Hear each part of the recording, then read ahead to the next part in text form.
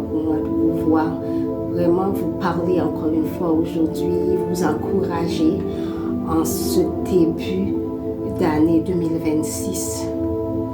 2025 a passé, je suis sûre que Dieu a fait de grandes choses pour vous en 2025 et il a permis qu'on voit 2026. Oui, on est au mois de janvier, début 2026. Aujourd'hui, je vais louer le Seigneur avec vous. Rendez grâce à Dieu pour ce début 2026 qu'on a vu. Et puis, on va rendre grâce à Dieu aussi pour 2025 parce que je suis sûre qu'il a fait beaucoup de choses pour vous. Alors, est-ce qu'il y a quelqu'un qui peut dire que Dieu n'a rien fait pour lui pendant 2025? Je ne suis pas sûre parce que juste le fait de respirer là, c'est déjà quelque chose. Hein? Alors, moi, je veux remercier le Seigneur pour tout ce que Dieu a fait pour ma famille, pour moi et ma famille. Alors, pour mon entourage, alors c'est ça, je veux lui rendre grâce. C'est pourquoi je veux emprunter,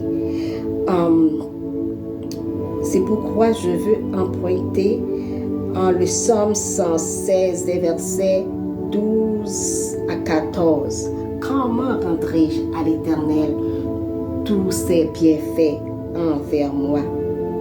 J'élèverai la coupe de délivrance et j'invoquerai le nom de l'Éternel. J'accomplirai mes vœux envers l'Éternel en présence de tout son peuple. Et comme Éphésiens 5, verset 20 nous l'a bien dit, de rendre grâce continuellement à Dieu pour toutes choses, de rendre grâce à Dieu le Père pour toutes choses, n'est-ce pas? Et on pouvait réciter des versets qui nous encouragent à vraiment rendre grâce à Dieu pour tous ses bienfaits. Comme le Psaume 126, verset 3, qui nous dit « Comment rentrerai-je à l'Éternel ?» Psaume 126, c'est ça, verset 3, qui nous dit « L'Éternel a fait de grandes choses. Nous sommes dans la joie. » Alors répétez avec moi. L'Éternel a fait de grandes choses. Nous sommes dans la joie. Alors, c'est ça. Nous ne pouvons pas compter les bienfaits de Dieu car il a tellement fait. Je ne sais pas pour vous, mais je sais que pour moi et ma famille, il a fait beaucoup de choses. Hein? Comme il y a un vieux chant qui disait « Compte les bienfaits de Dieu, mets-les tous devant tes yeux, tu verras en adorant combien le nombre en est grand. » Alors, je ne sais pas si vous vous souvenez de ce chant. Hein? Et alors, ce sont des vieux chants, mais des chants puissants qu'on chante encore aujourd'hui, hein? Qu'on peut encore chanter aujourd'hui, qui sont d'actualité d'aujourd'hui. Alors, c'est ça. Rendons grâce à Dieu. Rendons grâce à Dieu. Car il y a beaucoup de choses qui sont passées pendant 2025.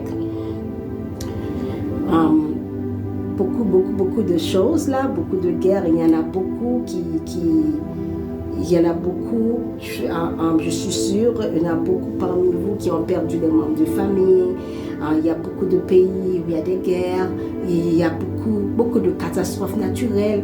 Mais que sommes-nous? Dieu nous a préservés. C'est pas parce qu'on est mieux que les autres, mais Dieu nous a préservés. Nous avons droit de le louer, le glorifier, le magnifier chaque jour, à chaque jour de nos vies. N'est-ce pas? Puis, deuxièmement, je veux vous encourager à vous approcher de Dieu pour 2025, à vous confier en lui, à dépendre de lui complètement. Alors, dans ce temps où nous vivons, on n'a pas le choix, hein? Il y a pas, le centre n'existe pas. Au milieu, là, n'existe pas. C'est ou bien vous accrochez à Dieu, vous servez Dieu, ou bien vous êtes de l'autre côté. Si vous êtes de l'autre côté, je vous encourage à venir à Christ, n'est-ce pas? Mais nous savons, pour vraiment rester debout là, dans ce moment où nous vivons, il faut rester accroché à Dieu. Alors, et c'est pourquoi je vous encourage. Il y a beaucoup d'événements à l'église. Il y a beaucoup d'événements. Vous voyez les guerres, hein? Vous voyez les guerres, toutes les guerres, toutes les menaces de guerre. Je n'ai pas besoin de citer, vous faites les nouvelles, vous voyez, vous entendez. Alors, je vous encourage vraiment là à vous accrocher à Dieu pour 2026. Il y a beaucoup de distractions. Hein? C'est vrai, il y a beaucoup de distractions. Mais nous, on doit être sur nos gardes. On doit être véatifs. La Bible nous dit veiller, prier, n'est-ce pas? On a les réseaux sociaux. C'est bon, hein? Dans les réseaux sociaux, je peux vous encourager, n'est-ce pas? Il y a du bon côté. Dieu nous dit de travailler, mais il y a des gens qui se perdent dans le travail. C'est vrai, Dieu nous dit il faut travailler, c'est à la sueur de nos fronts qu'on doit avoir notre pain là, notre pain quotidien. Il nous donne du travail. Mais il ne nous a pas dit de nous perdre dans le travail. 2, 3, 4 jobs là. Alors, c'est ça, vous n'allez pas là avoir le temps pour prier. N'est-ce pas? Il faut vraiment doser les choses. Et comme je parlais comme je disais, les réseaux sociaux, oui, ça a ses bons côtés, les réseaux sociaux. Mais aussi, c'est une source de distraction si on ne met pas une balance là. Ok? Je me souviens, je voyais des petites vidéos là sur Facebook. Puis, au début, c'était les petits-enfants. Les petits-enfants, je regardais les petits-enfants là. Et puis, c'était fun. Hein? À travers, si vous avez l'habitude de regarder, vous voyez, ils faisaient même parler les présidents là, à travers les petits-enfants. Alors, c'était amusant. Mais un beau jour, quand je regardais un, ok, je vais fermer, je regardais 2, oh, je vais fermer, je regardais 3. Puis, je peux vous dire que ça prenait un peu dans mon temps. Et puis, un beau jour, Dieu m'a montré, j'ai eu un flash. Mais avant d'avoir le flash, on voyait une petite fille, un petit gars, c'est comme ça. Une petite fille, un petit gars, puis qui sortaient ensemble, puis en tout cas. Et puis, ce jour-là, c'est ce qui est apparu, c'est 2 petits gars qui sortent ensemble, 2 petits gars. Et puis, c'est oh wow, ok. Et puis, au même moment, j'ai eu un flash. Dieu m'a montré un visage macabre. Oh Seigneur, là j'ai fermé. Tout de suite, j'ai compris que Dieu m'a montré. C'est vrai, au début, c'était amusant. Il mettait des petites choses amusantes là pour vous attirer. Mais par la suite, il commençait à rentrer où il voulait. Et Dieu m'a montré que c'est vraiment l'esprit de distraction. Vous voyez, l'esprit de distraction. Et quand il vient, il commence toujours bien là. Et puis après, pour mettre ce qu'ils veulent mettre là. Hein? De filles, de gars. De gars, nous savons très bien que Dieu a créé l'homme et la femme. That's it, point barre. Alors, c'est ça, on doit être véatif. Vous savez, et les choses ont leur bon côté, mais aussi l'ennemi s'en sert aussi là pour nous détourner, pour détourner les gens. Alors nous les chrétiens, on doit faire attention. Ok, les parents aussi, vous devez faire attention aux petits-enfants parce que je vois, il y a des enfants à un bas âge, très bas âge, ils ont un cell phone. Gloire à Dieu, l'école commence à mettre un frein où les enfants ne peuvent pas avoir de cell phone pendant qu'ils sont en classe. Alors, c'est ça, nous les parents, on a besoin vraiment de veiller à cela. Et nous, les chrétiens, les adultes, on a besoin d'être véatifs.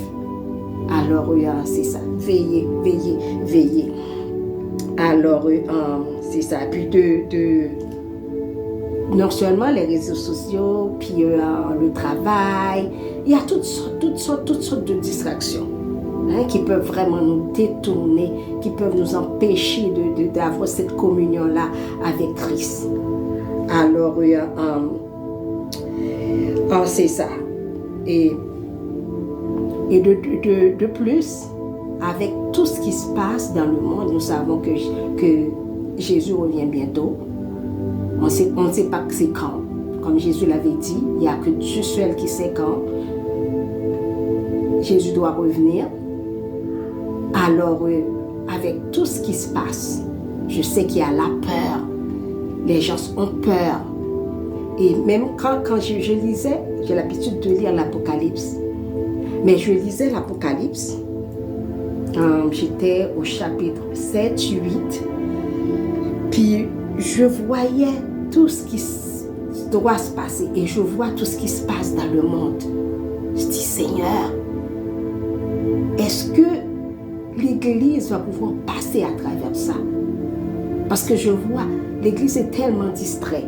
C'est vrai, il y a des églises locales qui sont vraiment debout, un peu partout dans le monde. Mais en majorité, les chrétiens, beaucoup de chrétiens sont distraits. Vous allez voir, il y a des églises où les pasteurs vont forcer, encourager les chrétiens à venir prier. Mais aussi, il y a des églises où même les dirigeants ne mettent pas l'accent sur la prière. Nous avons besoin de prier, de lire la parole, de rester dans la louange, de vraiment rester accroché. Autrement, le diable va nous bouffer.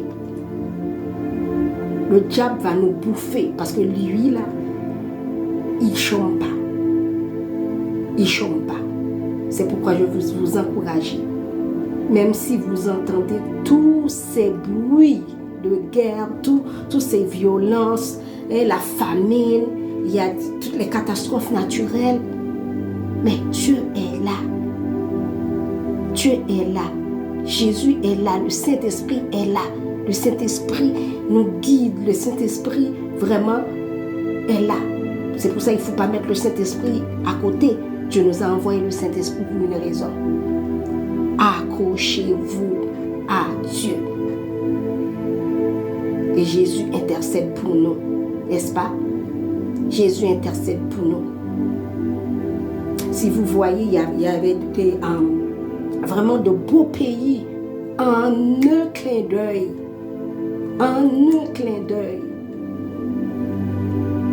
Qui est vraiment détérioré, brisé. Moi, je viens d'Haïti, la perle des Antilles. C'était vraiment un très beau pays. On a tellement de belles plages, la nature, une nature extraordinaire. Mais vous voyez toute cette violence, c'est pas même la guerre. C'est entre eux, les chances à l'intérieur du pays. On prend l'Ukraine, n'est-ce pas? Si on commence à citer Israël, la Palestine, si on commence à citer tellement de catastrophes naturelles, il y a des tornades. Quand ça passe là, on dirait qu'il n'y avait rien n'existait dans cette ville-là. Rien n'existait dans ce quartier-là. Est-ce qu'on devrait avoir peur? Non. Il faut vraiment s'accrocher à Dieu. Il faut vraiment entrer dans la prière. Je ne vais jamais cesser de vous le dire. Assez les chicanes. C'était jamais le temps. Mais encore aujourd'hui, c'est plus le temps. Unissons-nous. Unissons-nous. Et l'Église de Dieu, unissons-nous afin qu'on puisse passer à travers.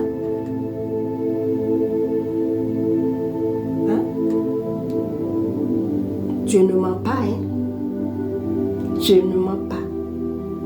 Il a dit, il sera avec nous tous les jours jusqu'à la fin du monde. Tous les jours, c'est pourquoi nous avons le Saint-Esprit. À travers le Saint-Esprit, Dieu nous guide, il nous conseille, nous console. Et Jésus intercède pour nous auprès du Père. C'est extraordinaire ça, n'est-ce pas? Alors, je vous encourage. Restez accrochés à Dieu. Je vais vous encourager aussi à profiter pour évangéliser. Il n'y a pas seulement les guerres là, il n'y a pas seulement les guerres, les catastrophes naturelles. C'est bien beau, On est au Canada. Il y en a qui sont aux États-Unis, les pays les plus ouverts là. Où la démocratie, on dit qu'il y a de la démocratie. Je ne sais pas si vous entendez là au Québec, une province du Canada. Ils sont venus avec une loi. On va prier pour que Dieu ne laisse pas que ces lois-là passent. Où l'Église ne va pas pouvoir manifester, vous n'allez pas pouvoir évangéliser. Il y a la loi il y a la loi C9 aussi là, c'est au niveau fédéral. Vraiment là, des lois qui viennent bloquer l'Église. N'oubliez pas, on est au Canada. Il y a l'Angleterre, tout ça. Alors, Jésus nous l'a dit, vous aurez des tribulations dans le monde, vous serez maltraités, emprisonnés, n'est-ce pas? Il y a bien des pays où les chrétiens sont persécutés. En Chine, les chrétiens sont en train de disparaître.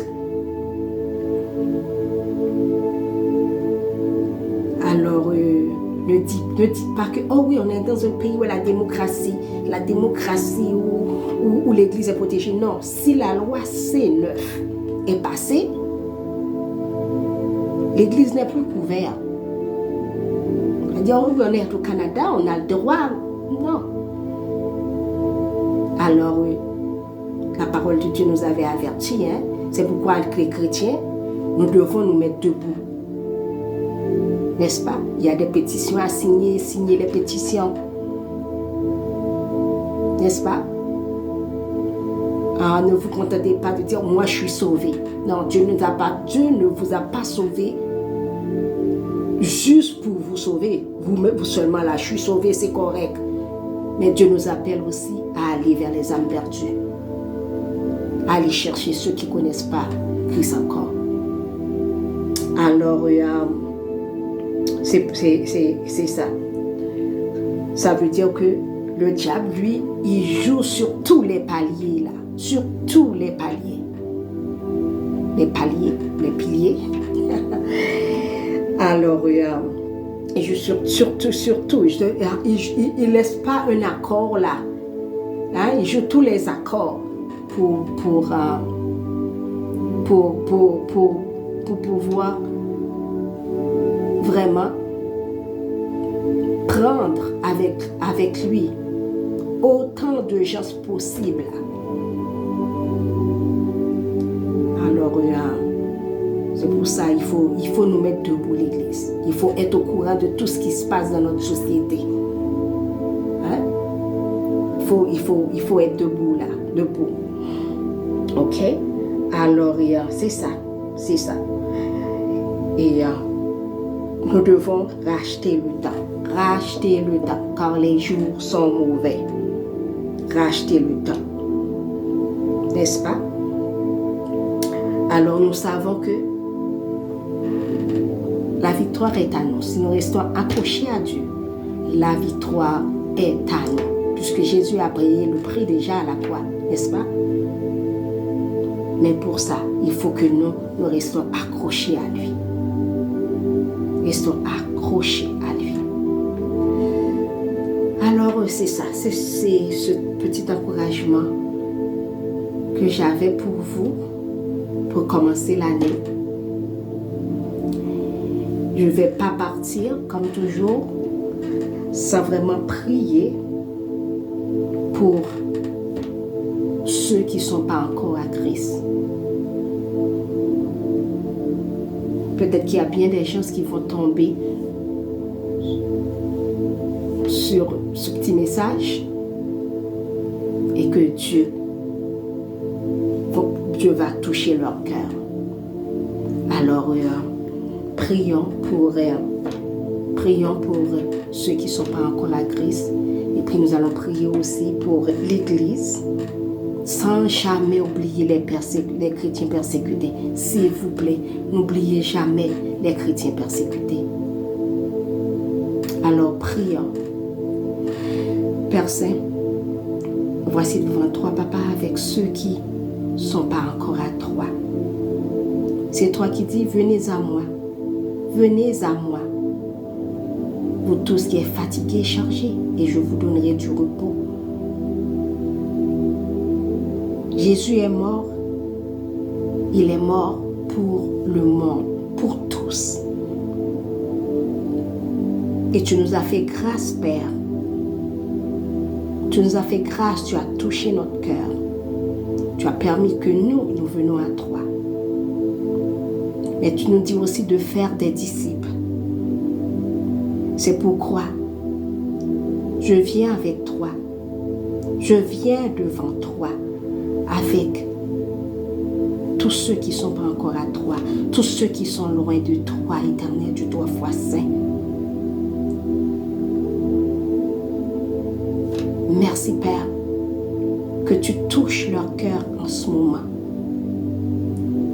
et qu'ils puissent prier avec moi et qu'ils puissent dire, Seigneur Jésus, me voici devant toi aujourd'hui. Merci de donner ta vie pour moi.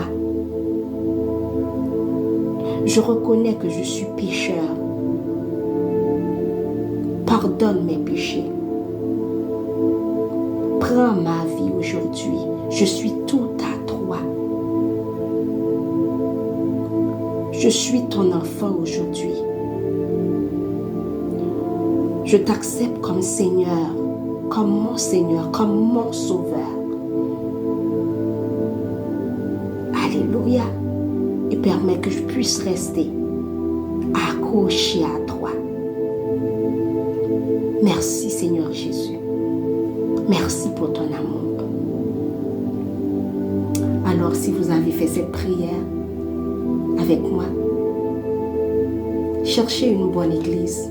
Demande au Saint-Esprit de vous diriger dans une bonne église afin que vous puissiez grandir dans la parole, afin que vous puissiez vraiment avoir des frères et sœurs